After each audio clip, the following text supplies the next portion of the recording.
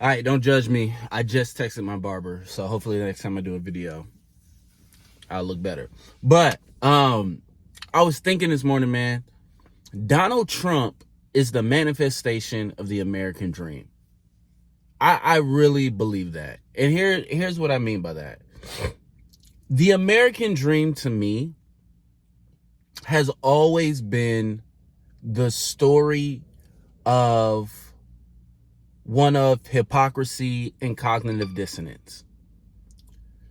Because the American dream is one where the ruling class convinces the non-ruling class of certain beliefs, certain values, certain institutions. They get them to believe that they're for their best interests, or that they are for something that they're really not, right? Like, the United States of America is a place that was founded on, in its Declaration of Independence, said all men are created equal in 1776, but then didn't give black people rights until the 1960s.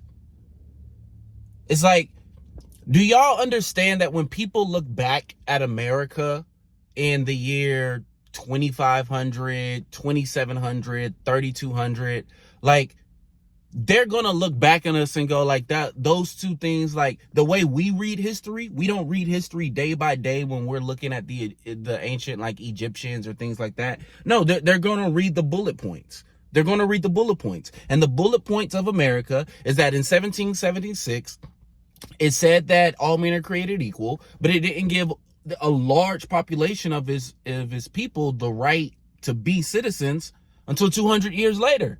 Do you know how many people lived and died and went to the movies and went to the park and played with their friends? Do you know how many weddings there were, how many funerals there were for all those 200 years? Do you understand that to be an American, to believe in equality, to believe in justice and fairness, you must be socialized to participate in a group cognitive dissonance? It, like that is the requirement. That is the American dream. The American dream is convincing people of that you stand for one thing, but you're really for something else. Like, that is the American dream. That has always been what has been at the forefront of America since its inception. And I think Donald Trump is like the perfect manifestation of it all. Because here you have this guy who is, and I don't say this lightly, and you guys know me, I don't go either way. I don't go either way. Because my concern is not that Donald Trump may or may not win. That's not the interesting part to me. The interesting part to me is that one side, half of America, has wanted one guy to be their leader for the past 12 years. And that in and of itself is not unique to Donald Trump. But when you consider the man that he is, like, we know who he is. Like, we don't have to debate about it. We're like, we know what he said on that Hollywood Access tape. We know what he's been convicted of. Like, we know who he, like, we know what he says. We can watch the clips. We can hear him talking about killing political opponents and all these things. Like, we know who he is. So it's not interesting that one side of the country has wanted one man to be their leader for the past 12 years. What is interesting is that that one man seems to stand completely juxtaposed to American ideals, Americans' idea of democracy. I mean, the guy, he still doesn't want to say that he lost the 2020 election, right? Like he is the man that he is, then juxtaposed to everything that America is, right? Democracy, fairness, equality, using your privilege to help those in need, like, not like generosity and charity and kindness and like these things that we want to build a society on. He seems to be the complete antithesis of it. But this is who the Americans, the people who say they stand for justice and freedom and equality and all these things, they want the man who carries himself completely against those things. Well, why? Because he has achieved, in Donald Trump, is the manifestation of everything that the ruling class was trying to accomplish from the beginning, which is, how do we convince the lower class that our values are their values? Remember, there wasn't a lot of poor white men inside of the congressional conventions. Remember, poor white men could not vote at the start of the country. It wasn't until 1790 that the United States of America said that all white men could vote. And it wasn't until 1856 that the last state got rid of property ownership as a requirement to vote. From the inception of America has been the ruling class convincing the lower class that they should live in such a way that goes against their own values. Like, I said it yesterday, like, Donald Trump is a billionaire. Why are you donating to his campaign? Like, okay, believe in him. Believe he's the next guy. Vote for him. But how do you have pride in yourself? How do you stand for the values you say you stand for when you, who are struggling, scraping to survive, are donating your money, time, and energy to a billionaire? Like, on its face, it doesn't make sense. Why? Because you have people acting against their own self-interest. I've said this many times. White supremacy is where rich people convince poor people that they have the same values because they have the same skin color. White supremacy, black people are the victims of white supremacy. But white supremacy ain't for us. It ain't for black people.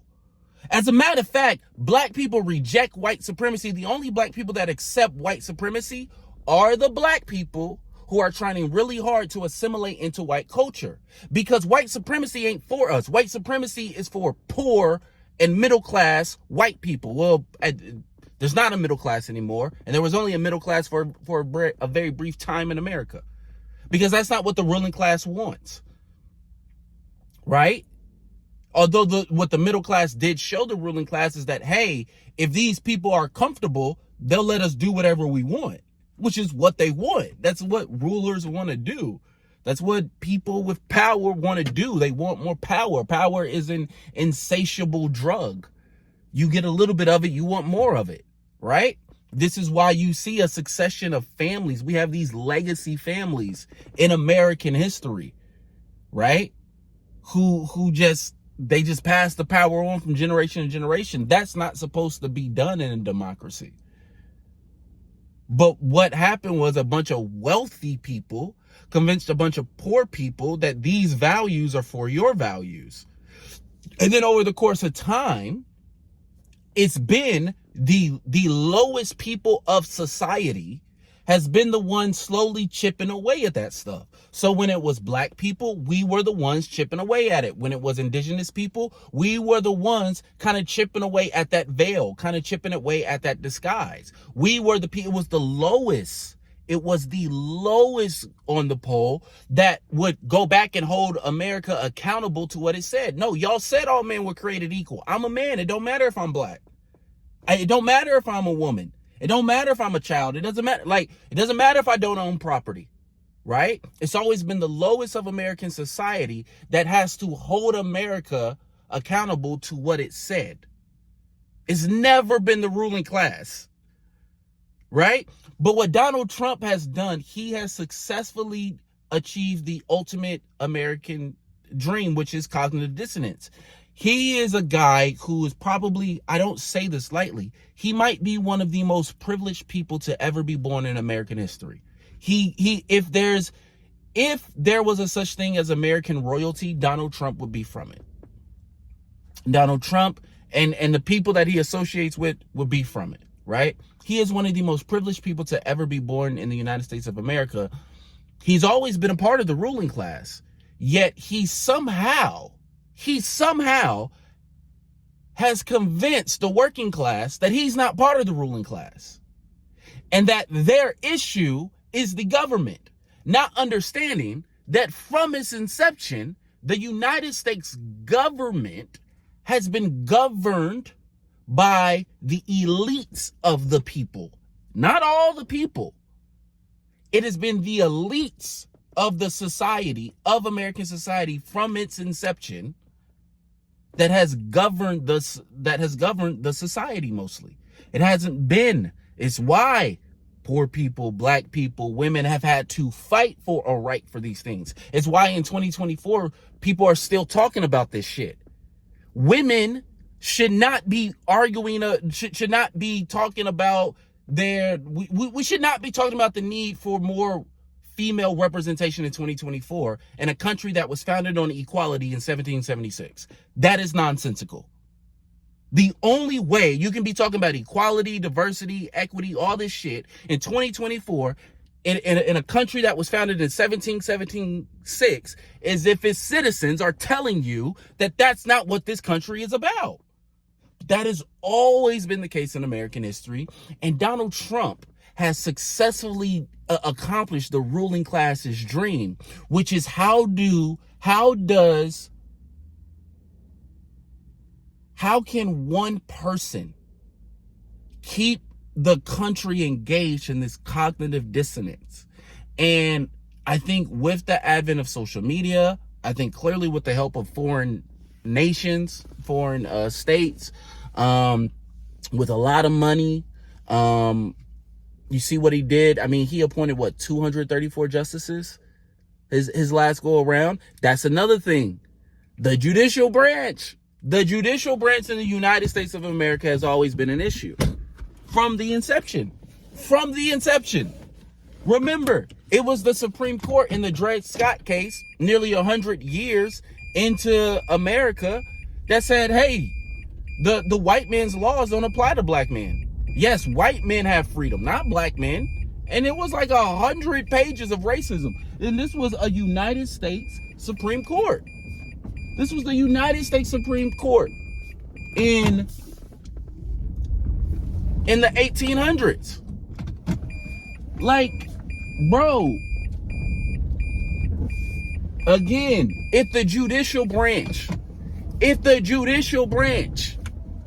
1776, right, wasn't standing up and going, yo, we can't not give all these people rights. We have to give that's not justice, that's not fairness, that's not equality. Then it wasn't justice and equality. But in the United States of America, like, it's been amazing to watch, like, poor white people cling on to these primitive forms of justice because it gives them a promise that just isn't there. Like I always think about, like, these white supremacists is like who support Donald Trump. I'm like, okay, guys, okay, you get rid of all the white people. What's next? Or I'm sorry, you get rid of all the non-white people. What's next? What's next? You achieve your white utopian society. What do you think is going to happen? Do you idiots believe that magically all the disease is just going to stop? Do you idiots literally think if you get rid of all the non-white people that poverty is just going to stop? That you're just going to have enough money? Like, what do you idiots think happens at the end of your white utopian society? What is the end game? Okay, you get rid of all the liberals. Then what? Donald Trump goes in there, he cleans out the liberals. Then what does he do? Then what does he do? Or it's like, okay, America is seen as the greatest nation on earth again, according to you. Then what? What's next? What's next?